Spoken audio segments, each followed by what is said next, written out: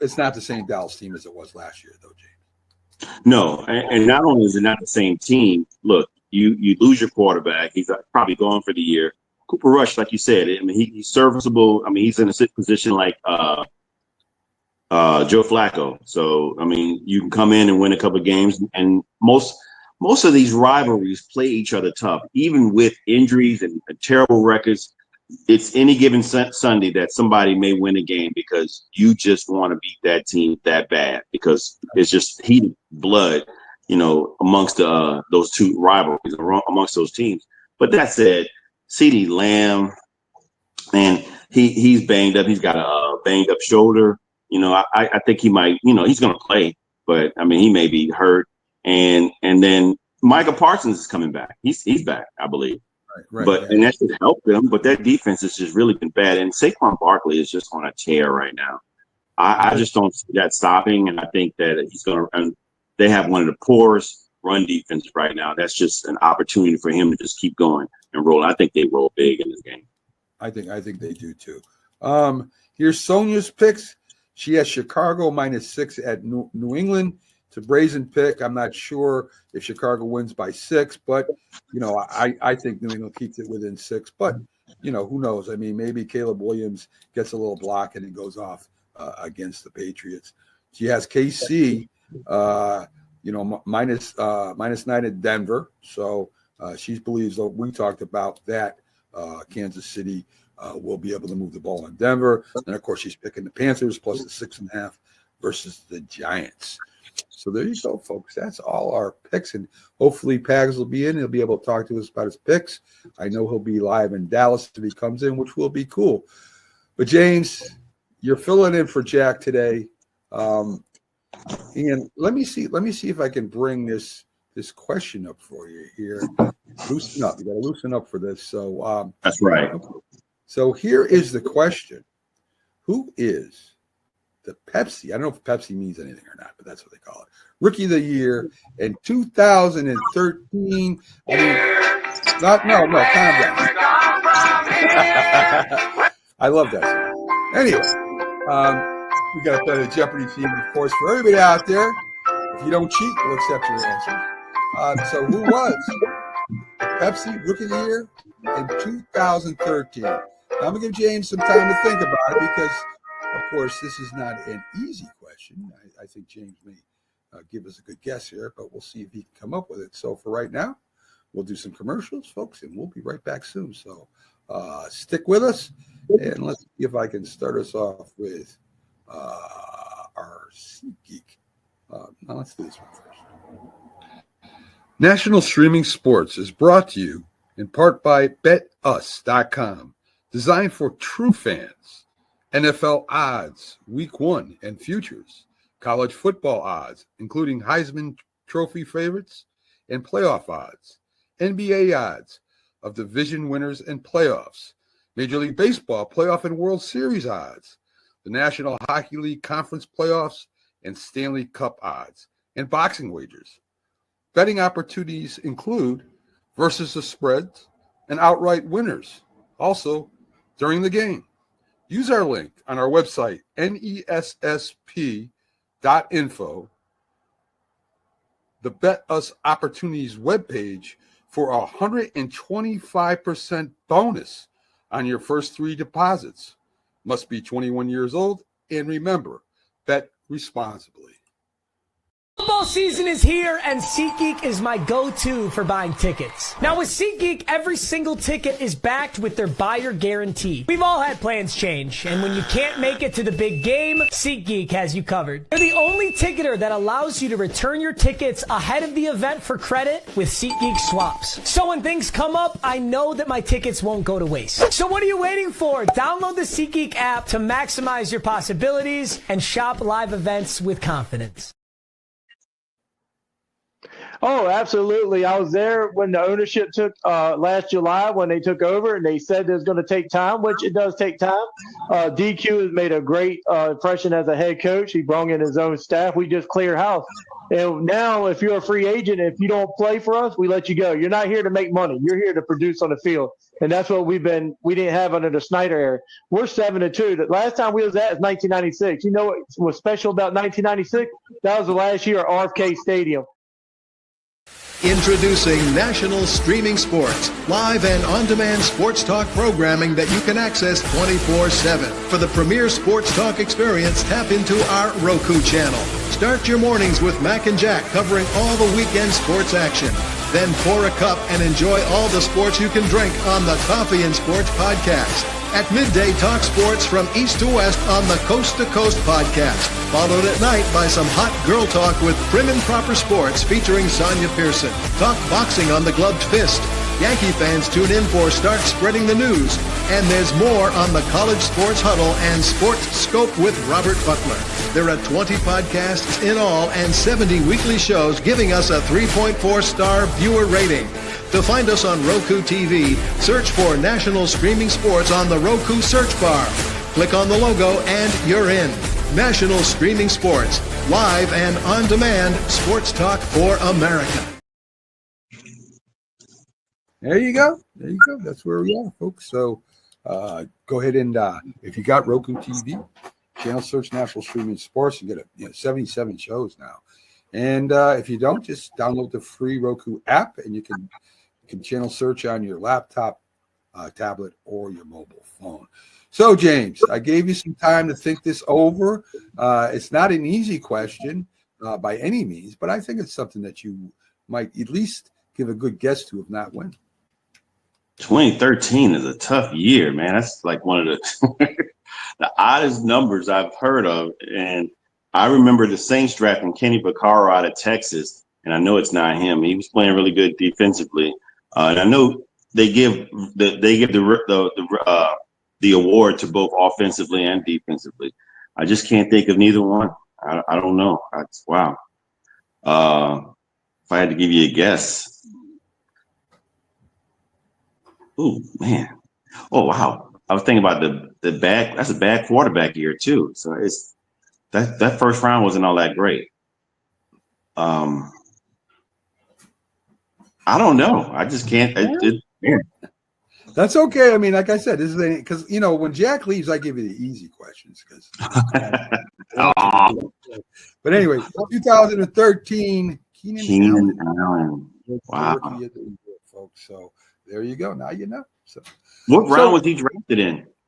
Keenan Allen. I would imagine he would have been at least a top 3-round pick, right? I would imagine. I don't know. I don't think so. He might. I mean, maybe top 3, like you said. Yeah.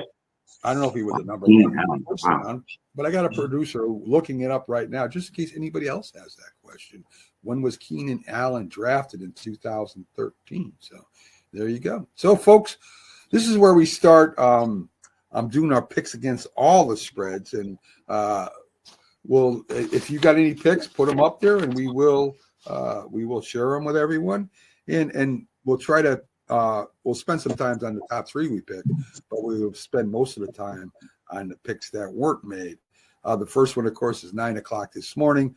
We both agreed Carolina will probably lose by the 6.5 points.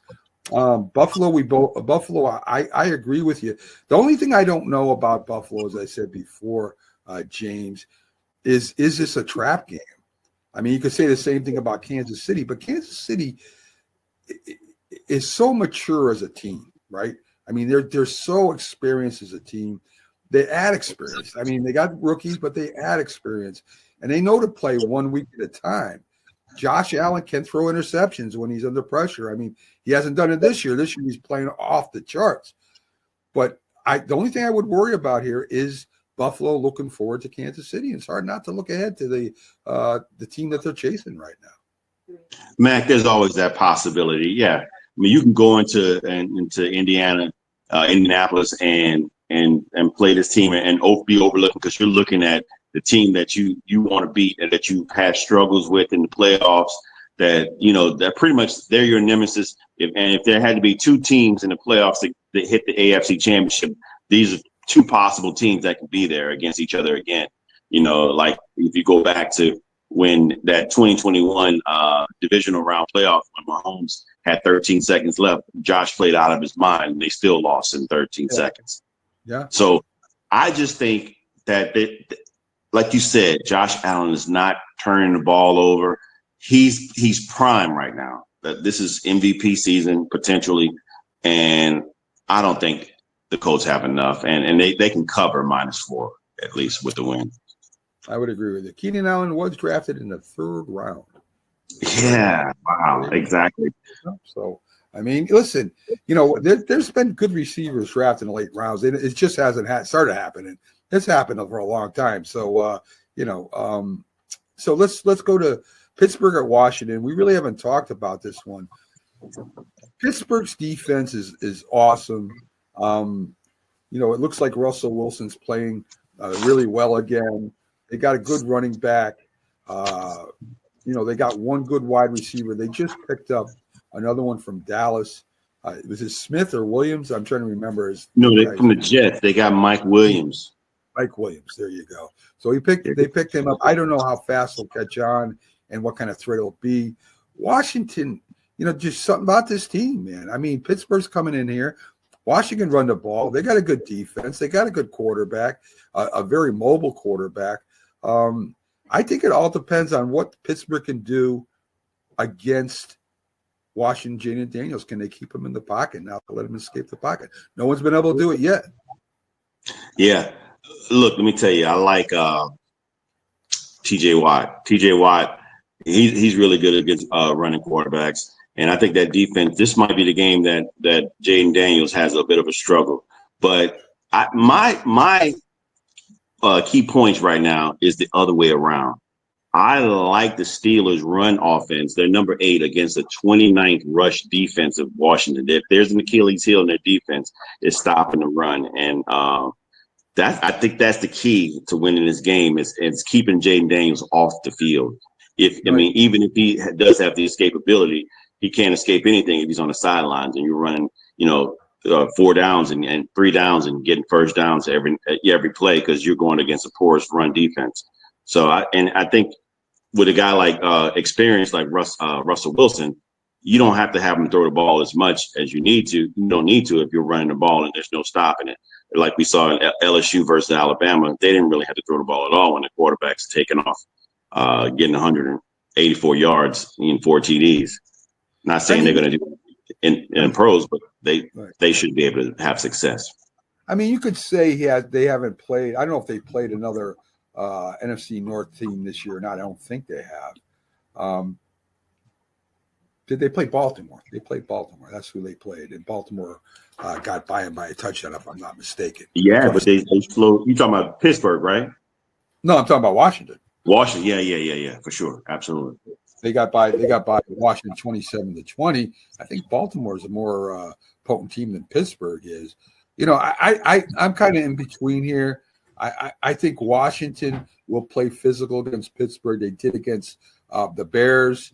They played really well against Baltimore. I'm going to go opposite here. I'm going to take Washington to hold on and beat Pittsburgh. So you got Pitt. I got Washington. All right. Yes, sir. Atlanta -3.5 at New Orleans. Jim, is there any way New Orleans can win this? I mean, realistically, not just a fumble. No, I'm not going to be a homer here. That fell out the window early in the season after 3-game skid, and then now there are 7 games. It's about to be 8 today. It's just too much. The odds are too insurmountable. You just have no Chris Olave, no. One of their guards is on IR. Both these guys are on IR. They put Chris Olave on IR, so he's probably not coming back to the season. Wow. Yeah, and so if there's one glimmer of chance or hope, you would think that they take a page out of Kansas City's book when they played Kansas City, and Kansas City didn't have really receivers, but they relied heavily on their tight ends and their running game. This is where the Saints' success still lies in right now. If they had to have any, they still have their tight ends. They got Taysom Hill, they got Foster Moreau, Juwan Johnson, and Alvin Kamara as their weapons. But man, if you don't get those first downs like you need them, you got an offense that could go on the side and light you up all day. And I think that's what's going to happen defensively against the Saints defense, because they've been porous as well. Now, there are some times when a coach can fire. If anybody can fire up a team and give them a spark, is Darren Rizzi, the special teams guy. He's kind of like an either ilk or the cut from the same cloth as a Dan Campbell. They all come from that same Sean Payton tree. And so Darren Rizzi and Dan Campbell were both there at the same time in New Orleans. And no one had any respect for Dennis Allen, but they do have a lot of respect for Darren Rizzi. So if they can try to keep the game close and respectable, I think he'll do it. But I still don't see a chance at winning here. Yeah, I heard some broadcasters saying that Rizzi's players really like him a lot, and the fans like him. So, sometimes teams, just for that, at least one day when you have an interim coach, play out of their mind. So we'll see what happens. I mean, I think Atlanta wins it too, but I think New Orleans will give them a game.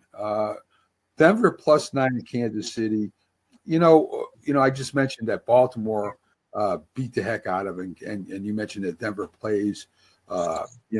His defense plays well against bad teams.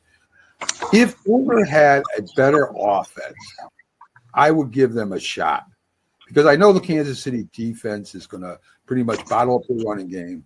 They're going to put a lot of pressure on the young rookie quarterback. So Knicks, I think, is not going to have a great game. But if they had a better running game, better receivers, I might give Denver a shot to cover the spread. They got none of that. I mean, the Kansas City defense is stout. You've got a new receiver now that Mahomes can throw to. I mean, they got a good running game, and I'm not sure if their number one running back is back yet or not. I'm trying to remember his name. Can't remember off the top of my head. Pacheco. Yes, I don't know if he's playing today or not, but I know he's close, and that just gives them another weapon. I can't see Denver staying with Kansas City. No, I have to agree with you. I don't. And to cover that 9, and I still can't believe Jack picked that pick. I just having more weapons. DeAndre Hopkins is back, and he seems to be improving each game. And I don't see why that stops here. I mean, he's going up against a good secondary, mind you. I think they have a really good secondary, but and that might be the key factor. If they don't have a good running game, maybe they can stop them. Maybe the Broncos can slow them down. That might be a deciding factor there, because Baltimore, when they ran against them, they had a great running game. That was a big deal. So that might be something to look at. Interesting, but I still agree with you though. I just think the Chiefs still continue to roll, and I don't even think the Broncos cover that. I just think that the Chiefs go 9-0 and cover the spread. Philadelphia sports fans are a horde of inhuman monsters who deserve neither sympathy nor understanding. I'm about ready to beat him down. Sometimes I seem to do that to some people. I bring it every play of every game, all day.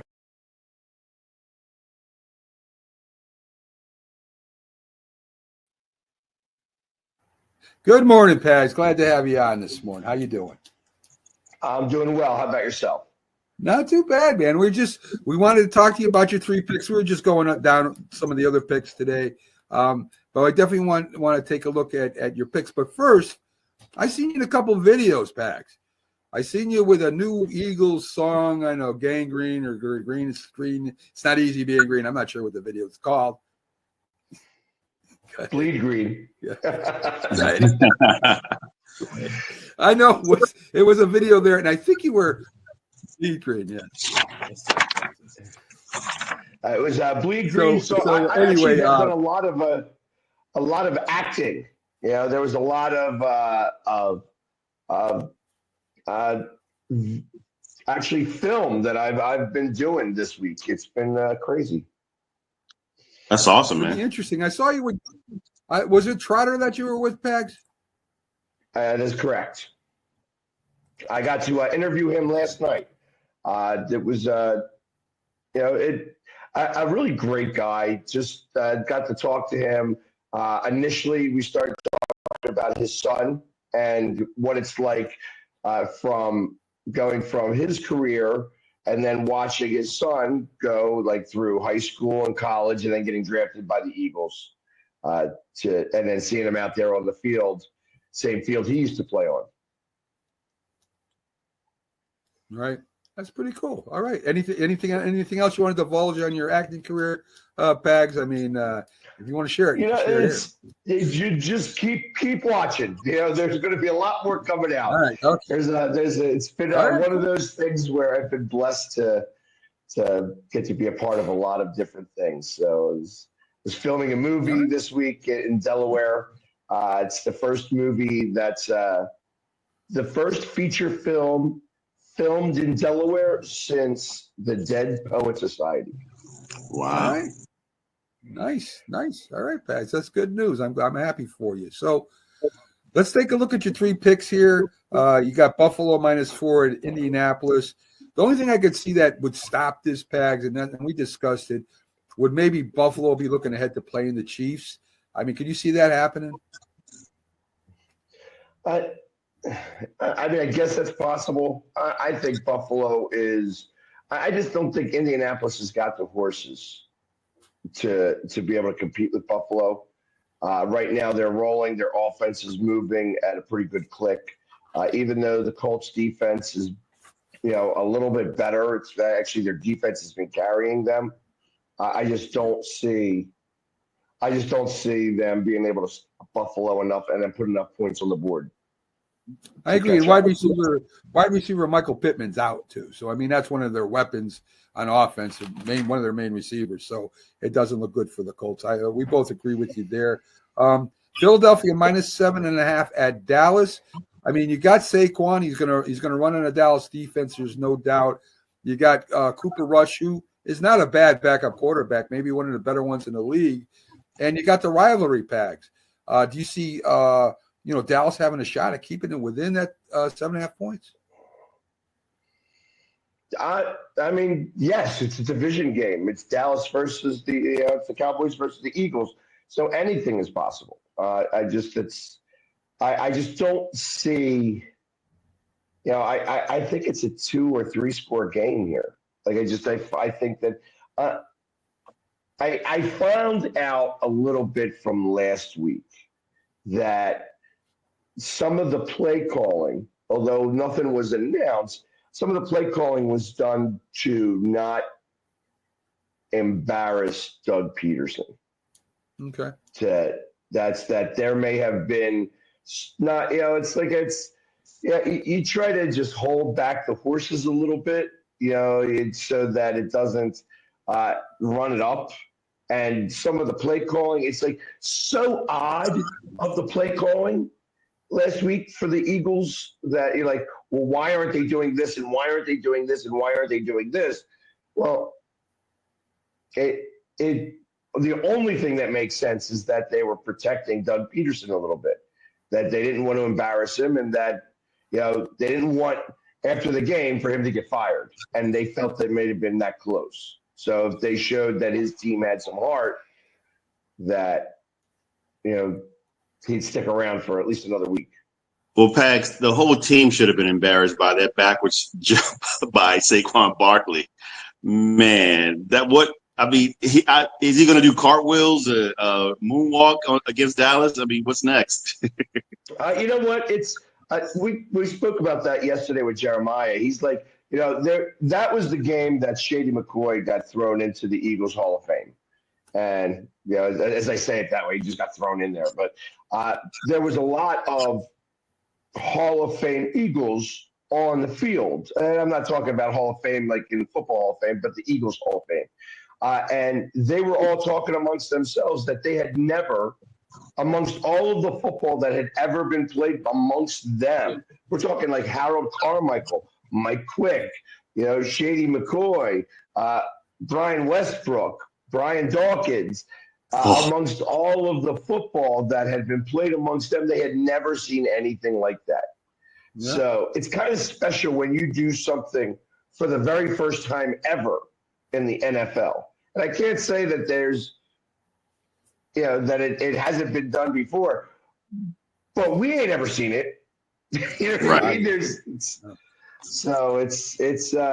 I guess Mac is, as Mac lowers his head a little bit on that, because obviously the Giants blew it, and it's just he's showing every week. That happens. I know. Were you? What did you think about the NFL drug testing them after that game? That's what they do. You do something great, you get drug tested. That's how that works. That's And that's they have to do that. That's the committee. It's like it's easy to figure out when. Hey, the guy who had 263 yards receptions, you know what happened? He got drug tested after the game. You know, when a quarterback throws for 400 yards in a game, guess what? He gets drug tested afterwards. So this is what the NFL does. It's not. It shouldn't be one of those things where it's like it's looked at negatively. I don't know. The guy can friggin' squat 700 pounds or something ridiculous. Of course he can jump over you. I mean, that's ridiculous. But anyway, it made me more mad than you, Pags. Anyway, you got the Rams over Miami. Me and James both got that too. We're pretty comfortable with the Rams. The only thing is I don't know about Cooper Kupp. I don't know if he's starting or playing a lot. I know he got an injury. I heard something before I went on, so I really didn't have a chance to look at it. But even with Cooper Kupp out, if he is out, the Rams' running game against that Miami defense, and Stafford can throw to Hookah, and I think they'll be fine. Yeah, I agree. It's just I feel like Miami, it's the second week back for Tua. They did score a lot of points last week, but they let up a lot of points as well. I don't see Miami putting up a lot of a fight. I think that there's more internal problems with Miami than anything else. I agree. And until they get that resolved, they're not going to be winning many games.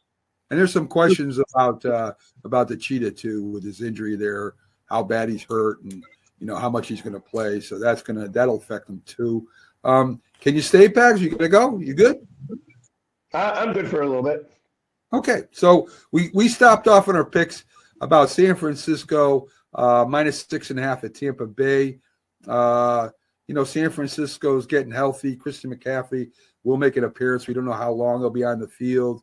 Tampa Bay, of course, got the 2 hurt receivers, but Baker's playing really good. So it's 6.5 points, Pags, at Tampa Bay. What do you think? That's going to be a tough one. I think that McCaffrey's a red herring. You know what I mean? Like, I think that he's not going to be used at all. He's a decoy right now.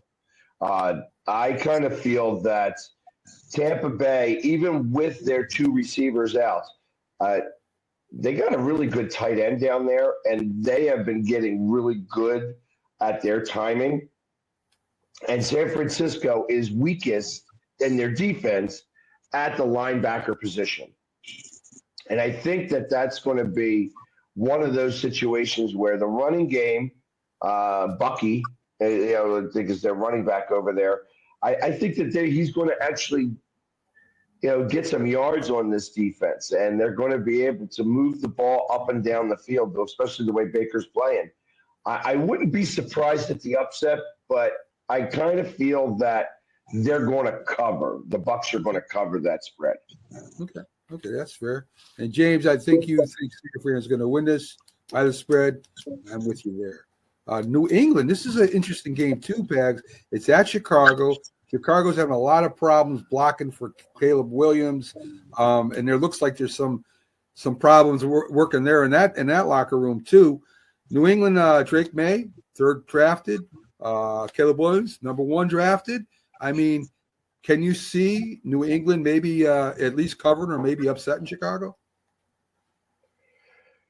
And there was an interesting thing that I heard this week, and I'm not sure where I heard it, that history is repeating itself in Chicago. And what that is that you had a quarterback, Mitch Trubisky, and you had a head coach with him. You fired the head coach, and you brought in a new head coach and offensive coordinator in his second year. So he had 2 coaches and 2 coordinators in 2 years.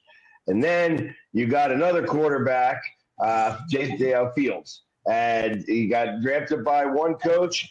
That year, the coach gets fired. Next year, then he gets a new coach, new offensive coordinator.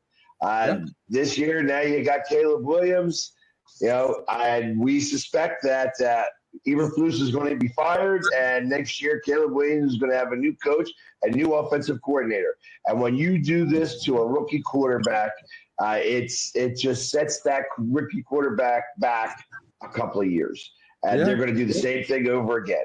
I kind of feel that when an organization continually makes the same mistakes over and over again, they start to create their own history, and they get to watch it unfold. And I think that's what we're watching now. We're watching the eventual firing of Eberflus and them bringing in a new offensive coordinator and coach who is maybe more, maybe they go to their quarterback and say, who do you want? And that's when your quarterback is now running the franchise rather than you running the franchise.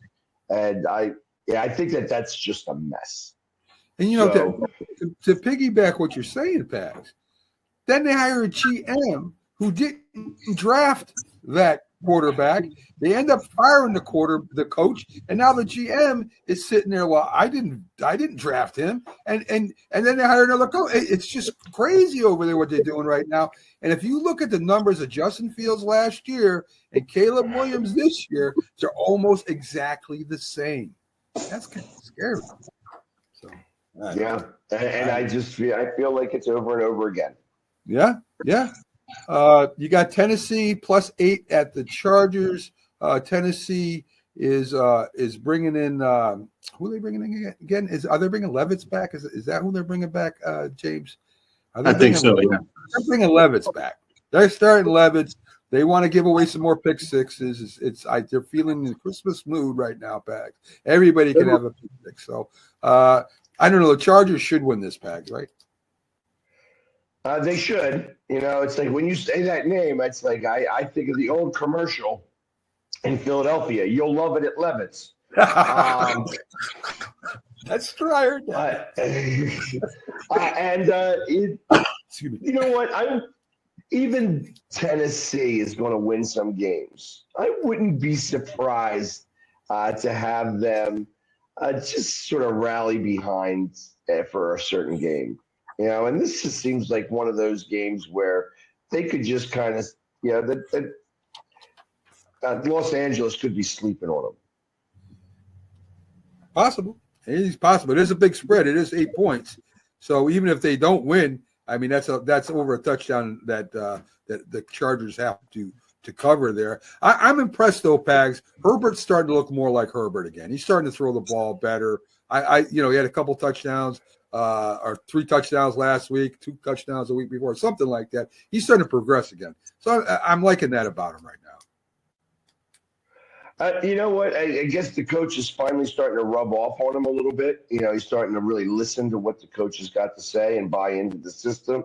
And this is the time where you have to start to really mold your team and figure out what your real identity is so that you can start going to the latter half of the season and go to the playoffs. Yeah. And so for them to start to click like this isn't a surprise. I mean, because I think that he's that good of a coach. It's whether they can actually get over the hump and actually make it into the playoffs and do something in the playoffs. It's going to be the bigger deal here. I think it may be a little tough this year for them to do that, but I agree that the coach is the main reason, and the system. The continued success at Stanford, with the 49ers, Michigan, it's just hard to really overlook. And I think they're going to be good in the long run, but it's going to take a little time. Yeah, it's first year. I mean, I agree with that. So we already talked about Philly and Dallas. What do you think about Dak? I mean, he may be out for the year, Pags. He's going to see a second opinion. If the second opinion isn't better than what he's got, he may have an operation done and it ends the season for Dallas. I suspect that the season is over for him. It's like why come back this year? Like that's start the rest up. You got paid. You ain't doing nothing this year. Find out what you got with Cooper Rush and trade him. You know what I mean? I think that if I was Dallas Cowboys, I want to shelf Zach. I mean, what are we doing this year? You know, it's like you're already looking like a hot mess in general. You have players that are fighting with reporters and stuff like that. The dumpster fire is raging. So let it flame out. That's kind of how I feel. Like it's just at this point, let this year be a waste. You're going to come back with new coaches anyways next year. I can't see you bringing back McCarthy and Zimmer and stuff like that. I think it's too much of a mess. I kind of feel like Andy Reid had his coaching staff in 2012 where they just stunk, but you had all of these Hall of Fame coaches. I feel like that there's too many chefs in the kitchen. Yeah. And they are starting to, just collide with each other and just make it a mess. So I would shelf them. You know what I mean? I don't think that CeeDee Lamb's going to play today. I hear Micah Parsons might play only because I think he wants to maybe show off a little bit for the Eagles and do a like, hey, I'm going to be available next year. You might want me.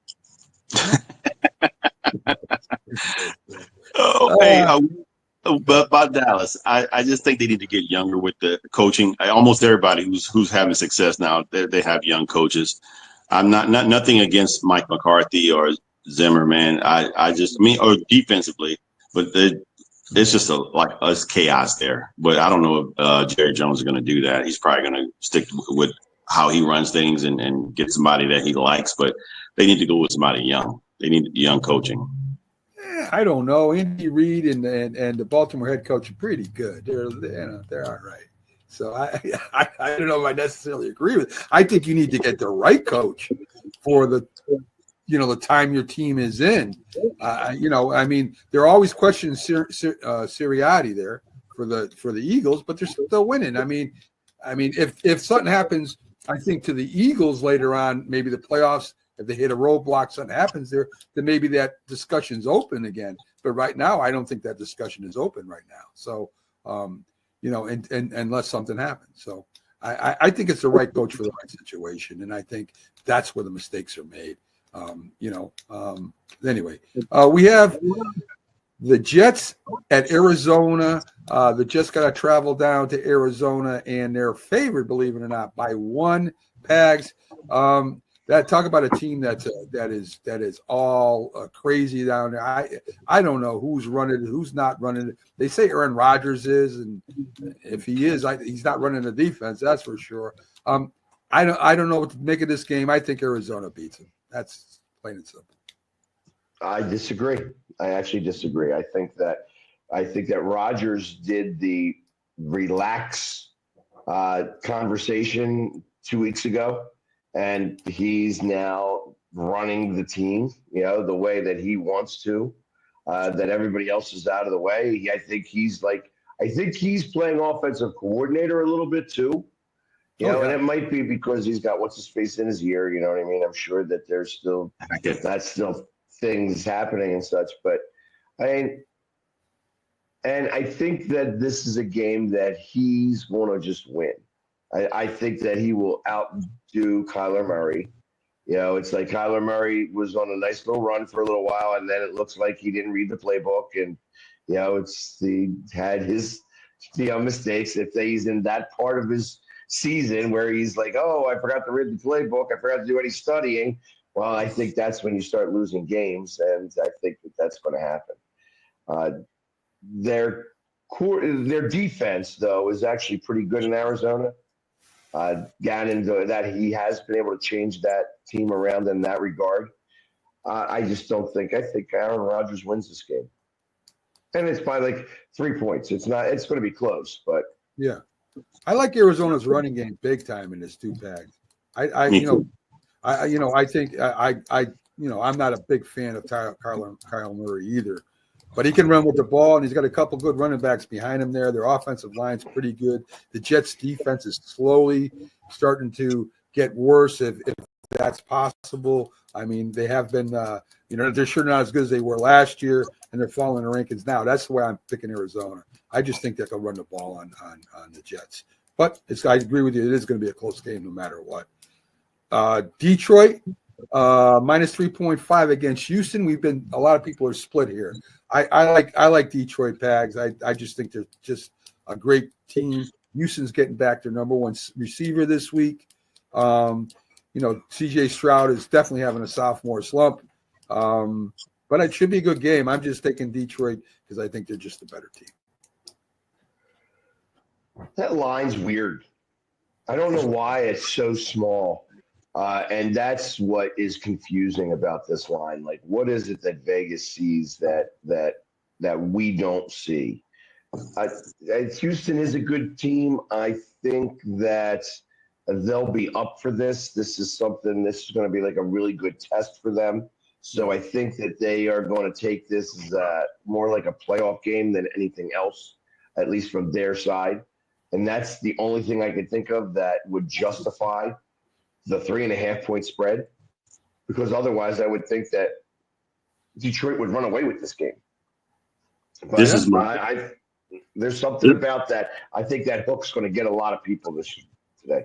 This is my upset special here. I just think that Houston, the Lions are flying on all cylinders offensively, and they're getting Jameson Williams back. I mean, who takes the top off the defense? He's averaging 21 yards a catch. I mean, he's outstanding this year.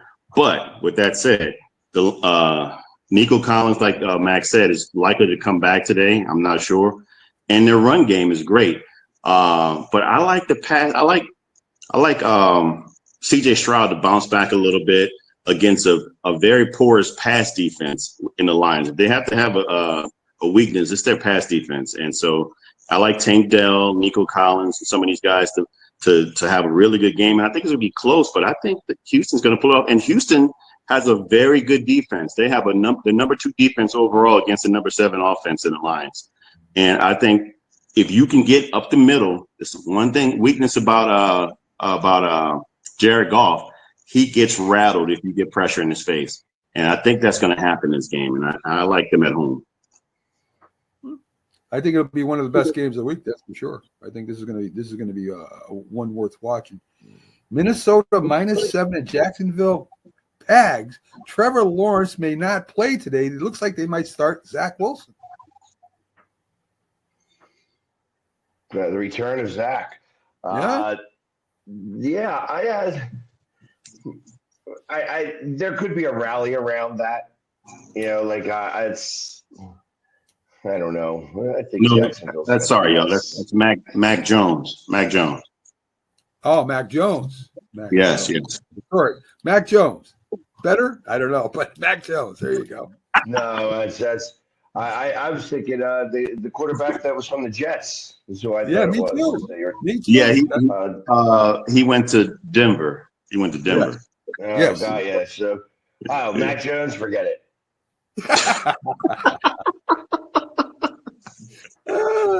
Okay. All right. I thought it was Zach Wilson too. All right. Well, okay. So if it's Mac Jones, no, Zach. I think Zach Wilson is a better athlete than Mac Jones, to be honest. That's why I'm saying I think that they could rally around him. Mac Jones, they ain't rallying around. Nah, I don't think so. And of course, we already covered Miami and the Rams. So I'm going to go to NFL news. If you need to leave, let me know, Pags. I'll let you cut out if you want to go over some NFL news. Yeah, I was going to say I got about another 5-10 minutes. All right. So talking about the game with Baltimore and Cincinnati last week, Pags. There's a big question of what happened at the end of the game there. All right. Not only did a lot of people question whether to go for the 2-point conversion, just kick the field goal and go to overtime, but there was a lot of grabbing, hits to the face mask, maybe interference, holding by Baltimore on that last play. And I have a theory, Pags. I think that the NFL referees have been told if it's at the end of the game or even maybe at the end of the half, you don't call penalties, you let them play. That's what I think has happened. That's the only way I can explain it. Yeah, the problem is you got to be consistent about it, and they're still inconsistent about that too. You know what I mean? So it's like it's what is it can be done. I think it's time that they do the egregious replay. You know, like, hey, listen, there was an egregious call missed. If you know they're supposed to be protecting, you know, the heads of quarterbacks and everything else. Was it an intentional hit to the head? Yeah, it was. I mean, you saw that. He smacked the face mask. You're not supposed to be hitting the head. He's supposed to be hitting the shoulder pad or something like that. So that should have been called. It wasn't there. The holding in that's all within 2 yards. So they're just hand checking a lot and stuff like that. You're going to get away with a little bit more from that. You're not allowing anybody to get their breaks or whatever by just kind of holding on to them and stuff. So, I mean, they've been doing a lot less calling on that. The hand checking has been a real thing. And unless you do something specific where you're pushing off to get the ball or anything, they're calling it. And there's been a lot more offensive pass interference as well this year in comparison to previous years. Listen, Cincinnati had a lot of other opportunities, and all they had to do was just stop Baltimore, one time. Reason why they went for two is because they couldn't stop Baltimore. They didn't want to just, all right, well, if we lose the coin toss, that's it. We lost the game. And I think that there was a part of them that thought that said, hey, we're here. We might as well give this a shot.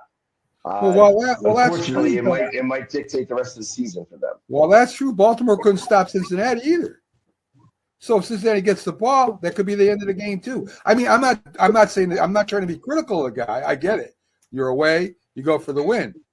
But there's going to be questions. Hey, listen, if they did tie it, if Cincinnati gets the coin toss, maybe they win the game. Maybe. Yeah. You can look at it a number of different ways, but yes, I can't say one way or another. I think that you are there. You're at the two. You're going for the 2-point conversion. If you can't make 2 yards into the end zone, you don't deserve to win.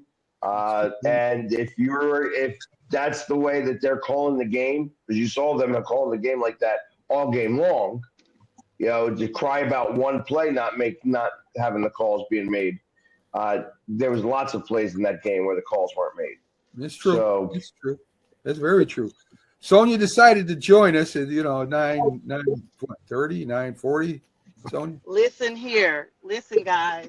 I was supposed to be on my way somewhere, and I just got an indication from my flat tire, so I'm going back to the house, and I'll just be with you guys the regular way. I don't know. I see, and I'm not sure about this because it looks like she broke into my apartment. Yes, she did again. I don't know what's going on. Why my front tires got like 25 air pressure? But good morning, guys. Good morning. Good morning. So do you got to go? Is it a little bit cool out there today? No. I literally just left my house, so I'm just backing back into my driveway so that AAA can do this later on. I'm gonna back in so they can get to the front tire, and I'm about to go on in and log on in with you guys. I'm staying on, so just hang tight. I'm here. Okay. All right. So anyway, there's Sonia backing up. I didn't know your living room came with a steering wheel bags. That's weird. I've never seen that. It does. It's the best. That's Bags' home. We talked about Dallas and Dak Prescott. He's probably gonna end up getting the surgery. I would think. CeeDee Lamb. Show.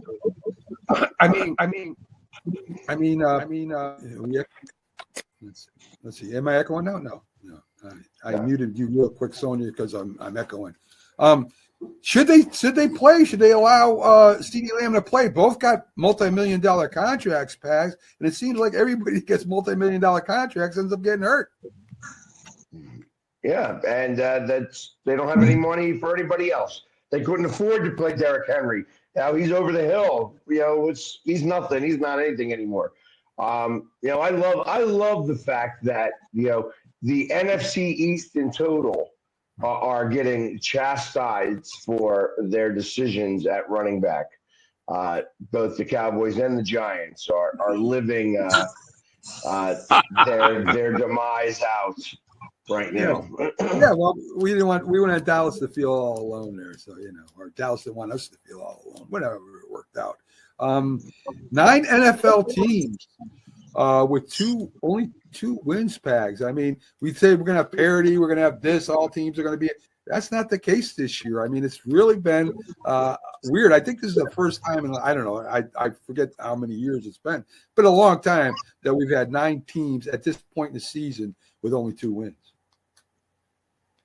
It really is a season of the have or have not. It's where it's like when you have a third of the entire league, like, or really like a full quarter of the entire league has only got 2 wins, and it's like, if you look at those wins, they're against each other. That's where they got those 2 wins against each other. And the other teams are just doing so much better. I also kind of think that if you look at it, it's very the NFC side has got a lot more wins. The NFC's been beating the AFC a lot this year. And I think that that's some of the things that you're seeing as well, because the AFC, I think there's only 7 teams that have an above 500 record. Everybody else is at least 500 or below. And then on the other side, it's a little different, where I think there's maybe 9 teams in the NFC that have above 500 records, and everybody else is 9 or 10 teams above 500. So it is a have or have not situation. And if you're part of the have nots, there's going to be a lot of job opportunities, I think. Well, Pax, you're the only one that's part of the haves, because 3 of us on this panel are the have-nots right now, and it's very little middle class in the NFL. We did have. Are you guys ready to get out the pitchforks for David Carr yet? Look, we need to get rid of him, man. He's a part of Dennis Allen, so half of that is going right now. That team, I suggest. I mean, I'm thinking they're probably going to trade him next year. I don't know. It depends on what coach comes in. They'd like to get Ben Johnson or somebody like that, offensive coach, younger, more innovative offensive coach, because that seems to be where the league's going right now. But we'll see, because everybody's going to be trying to get Ben Johnson as well. So we'll see. Yeah, there is a hit list. We already had 2 coaches fired so far. I mean, I don't think any other coach will be fired before the year's out. I don't think so, unless it's something really crazy. But what do you guys have for your next 3 coaches to be fired? Who would be your top 3?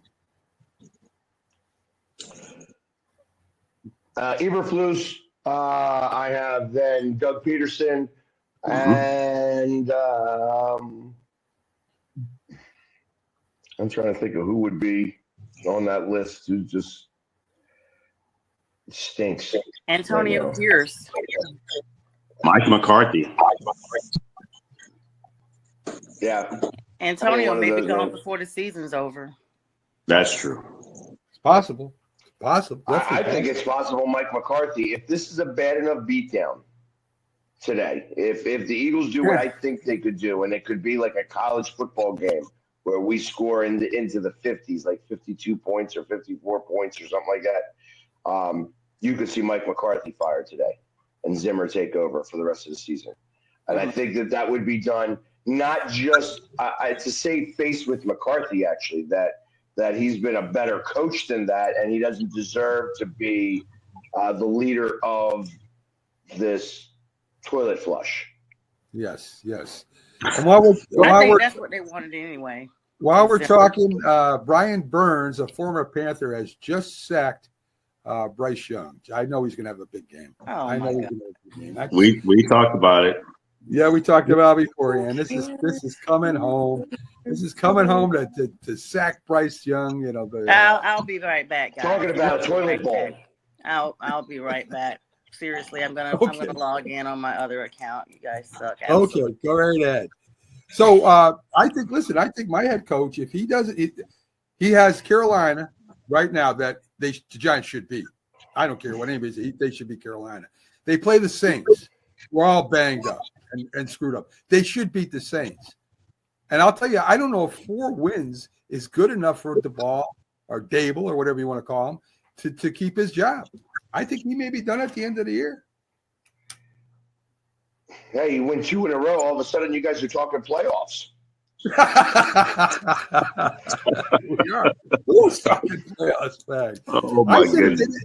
If they didn't make 6 and 10, I didn't think Dable would last after this year. They're not. I don't think they're hitting 6 and 10. So even for 4 wins, I don't see it. So we'll see. I'm not sure that that's Dable's fault, and I believe that they should not. They really should not try to change that. I think that Dable's been a good influence there.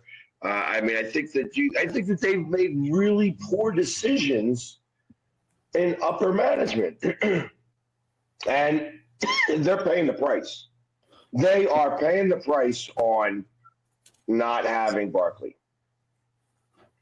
Oh, that's that's only one of the problems. One of the bad decisions they made. Not drafting you took the head of the snake away. And now the snake is just flopping around, and then it doesn't have a head right now. You got nobody. You got no leadership on that team whatsoever. And I think that that's not Dable's fault. I think the GM put him in a position to fail. I think he's a good coach, and I think he's going to show he's a much better coach somewhere else. That would be another mistake that the Giants make. Maybe. But they're good at making mistakes. They made a huge mistake not drafting a quarterback last year, not drafting Penix Jr. or not drafting, they weren't going to get Jaden Daniels. They weren't going to get Drake May. But they had a shot at getting at least Penix Jr. And who knows if they get J.J. McCarthy, maybe he doesn't get hurt. I don't know. But they definitely should have got a quarterback last year. And I said it in the beginning. I'm not changing my opinion now. But at this point in the season, I have to agree with you, Mac, because this is a draft of quarterbacks that seems to be much better to choose from next year, and probably the following year won't be that great. So it's pretty tough. I don't think so. But anyway, so the Giants have gotten the ball. They're like 2nd and 10 in Carolina territory right now. I need to be turning the game on because I think you watching it by yourself is just really bad. Well, I don't want you to I don't want you to leave the show again. So you're probably better off not watching, Sonia. If oh wow, you cocky much this early, Mac? Wow, yes.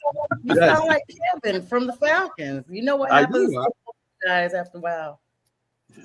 So this weekend you got Caleb Williams and Drake May, two of the top 3 draft choices playing.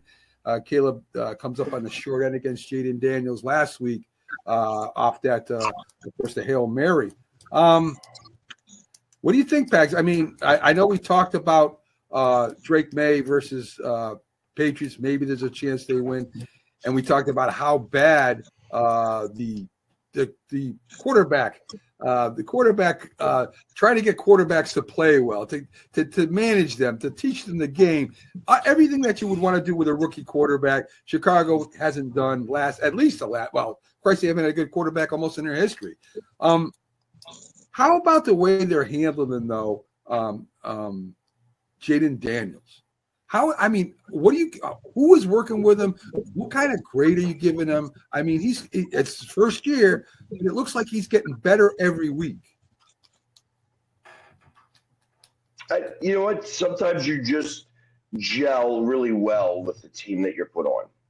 And, that's you have a rookie coach, rookie quarterback, the whole new rookie ownership, really, in the grand scheme of things in Washington. And I think that you got everything gelling right now. This week, they play Pittsburgh. That's going to be a really good test. And then they back it up on Thursday night with playing the Eagles. Yeah. So if you want to have a litmus test, you're going to find out in the next 5 days exactly what Washington is all about. And it's going to be interesting to kind of see how they perform against real defenses. And not that Washington's played against poor defenses, but they have. I mean, the wins that they've had have not been super, super quality wins, especially when you need a Hail Mary to beat a Chicago team that was very beatable. So yeah, but Chicago's I kind of feel Chicago's defense is good though, Paz. You got to give them that. They're not a scrub defense. I mean, they turn the ball over. They play tough. That's a tough defense he went up against. And not that he played great against that defense. I agree with you. but he did do what he had to do to win that game. Sometimes, we like to match him up against teams. For instance, the Giants are still a top 5 team. They're second in the league in sacks, and Washington got by them twice. So, I mean, I Did you get say the Giants are a top 5 team? Right? Defensive team. Top 5 defensive team. They're number 2 in sacks. Defensive team. Yeah, because their offensive team is the bottom 5. Exactly. Let's straighten him out, man. That's right. He's getting cocky over here. But to my point, Pags, Washington beat them both times they played them against a very formidable defense. So it's not like Washington's been playing a bunch of scrub defenses. Hey, listen, hold on. When the Eagles played the Giants, we scored 4 touchdowns, and we took our third string and fourth string and put that in there for the fourth quarter, so we didn't run the score up on you guys. Well, yeah, that defense is great. Yeah, what can I tell you? I mean, you can't be perfect all the time, and the Giants aren't perfect at all. So, you're not telling me nothing new. But anyway, I like what they're doing with Jaden Daniels and the rookie Drake May. I also like what they're doing with him. They're bringing they brought him in probably faster than they wanted to, but he definitely gives the Patriots, to me, the best chance to win because of his athleticism compared to Brissett. And I think he's going to be a real good quarterback next year. I really do. Again, situation, rookie coach, rookie quarterback.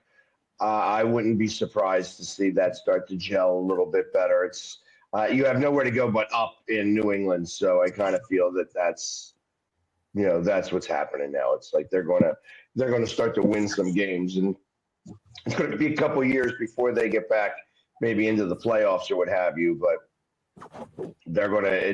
They just need more. The trend in the right direction. They need more talent around them, pretty much. Yeah.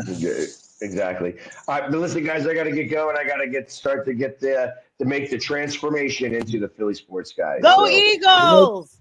All right, as always, go Birds. Have a good one, buddy. Take care, guys. You too. There you go. So, anyway, I'm pretty much out of material. James, we do this every Sunday. I mean, we could run this game out with Carolina against the Giants. And, of course, I would love to do this, especially with Sonia on TV with us right now. So there we go. There you go. Bryce Young completes the pass. Right now, they were past the 30. He gets his first pass completion, and the Giants squandered their drive. Who's number 17, Sonia, on your team? That is Sanders. Sanders Yeah. is wide open. I just turned the game on. I'm about to, because you have given us enough bad luck. Right? I was like, let me go in another room so I can watch this game, because ain't nothing like no Giant watching it and he's jacking us up. And that's like Trevor Hubbard running down the field on us right now. Number 30. Yeah, I see him. Yeah, we doing it, and he just got that nice contract. There you go. You got a little smoke going on here. There's nothing wrong with that. Got a little first and 10 on y'all. Yeah, there you go. And for the audience that doesn't know, Germany is my home. Like, I'm not from there, but my mom is. So I got family, I got aunts and first cousins that are watching right now in Germany. So we definitely gonna pull this out. Yeah, we talked about your owner tapping kegs over there and partying. I've never seen an owner do that before. I mean, that's what we do. So you like your owner? I mean, last year he's tossing drinks. We just have to roll with whatever's happening because clearly we have no control. So we just go ahead and say, okay, Yes, I get it, and yeah, I agree with that. Facebook user, you are a quarterback away from being a contender. Thank you, Facebook user, whoever this is. I did a bunch of shares before I jumped on, Max, so it's a lot of watchers. All right, cool. That's good. So Bryce Young is having a good game. Well, yeah, he threw a nice pass there. I mean, that's pretty good. So right now it's second. There you go, over the middle. Almost got the first down. So he's using number 17 a lot. That's 17. Sanders really had a blowout game last game against the Saints, and that's when he really kind of came to fruition. 17 used to be Moten. It's another player we had. That's why I was like, who is 17? So they've used that number a lot. It's Leggetti. That's whose number. Leggett. Yes. Yeah, Leggett. My apologies. I'm thinking about Sanders for. So we got Anthony G-Man out here. And Eric Chubbard gets the first down and down the sideline. And look at that. You're down first and goal now, son. You got a shot to punch it in here. I know. I got to try to get this.